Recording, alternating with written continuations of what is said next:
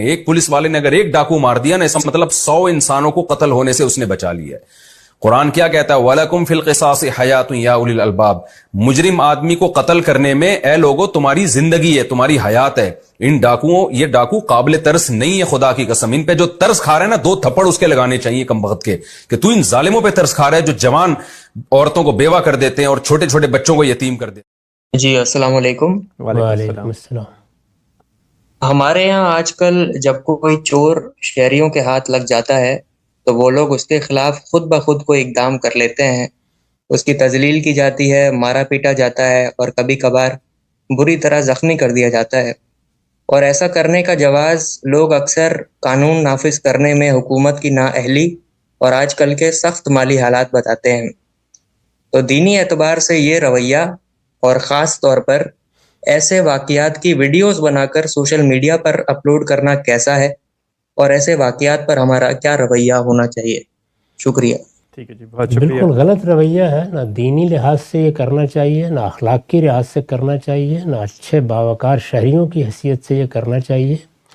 اگر کسی نے کسی جرم کا ارتکاب کیا ہے اور آپ نے اسے رنگے ہاتھوں پکڑ لیا ہے، تو اس کو پکڑنے یا اس کو گرفت میں لینے کے لیے کوئی اقدام کرنا پڑ جائے وہ تو مجبوری ہے، لیکن اس کو مارنا پیٹنا، اس کی تذلیل کرنا، اس کی تصویریں بنانا، یہ سب کسی حال میں بھی جائز نہیں۔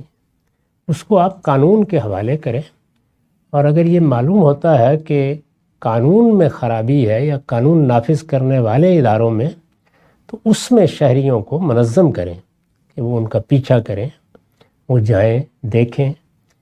میں یہ تو نہیں کہتا کہ اس سے ہر چیز ٹھیک ہو جائے گی، لیکن جن معاشروں میں یہ چیزیں ٹھیک ہوئی ہیں وہاں لوگوں کے اس شعوری کے نتیجے میں ٹھیک ہوئی ہیں، اس کی کوشش کرنی چاہیے۔ ہمارے یہاں یہ جو کچھ کیا جاتا ہے یہ وحشت ہے، اور اس میں نہیں کہا جا سکتا کہ ہجوم کے ہاتھ میں ایک شخص آ گیا ہے تو جرم ہو سکتا ہے کہ اس کا کسی درخت سے پھل توڑنے کا ہو اور سزا اس کو موت کی دے دی جائے۔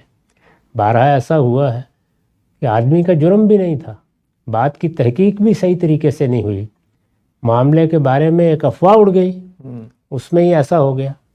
بارہا ایسا ہوتا ہے کہ ایک آدمی بالکل آپ گویا اپنے خیال میں جرم کرتے ہوئے پکڑ لیتے ہیں، لیکن تفتیش سے معلوم ہوتا ہے غلط فہمی ہو گئی، یعنی مجرم اس سے ذرا پہلے نکل گیا تھا۔ خود رسول اللہ کے زمانے میں یاد کیجئے جو ابو داؤد میں واقعہ بیان ہوا ہے کہ فجر کی نماز کے لیے خواتین بھی آتی تھیں بڑے اہتمام کے ساتھ نماز پڑھنے مسجد نبوی میں، ایک خاتون کو ریپ کر لیا گیا اور وہ آدمی بھاگ کھڑا ہوا، تو اچانک رسول اللہ بھی اور سب لوگ باہر نکلے، وہ خاتون نے اشارہ کیا کسی آدمی کی جانب، اس کو پکڑ لیا گیا، اور بظاہر سب قرائن یہی تھے کہ یہی مجرم ہے جو پکڑ کے بھاگا ہے۔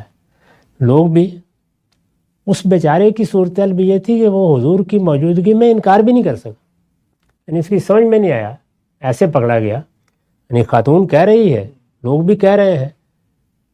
تو جب اس کے بارے میں فیصلہ سنا دیا گیا کہ اسے سزا دی جائے گی، تو مجمع میں سے ایک آدمی بول اٹھا اور اس نے کہا کہ یا رسول اللہ جرم میں نے کیا ہے۔ تو اب دیکھیے یہاں تک غلط فہمی ہو جاتی ہے بعضوں کا، تو ایسے نہیں کرنا چاہیے۔ یہی مہذب شہریوں کا طریقہ ہے۔ گرفت میں لینے کے لیے آپ کو کوئی اقدام کرنا پڑے، جیسے پولیس بھی کرتی ہے، تو بس وہاں تک محدود رہیں۔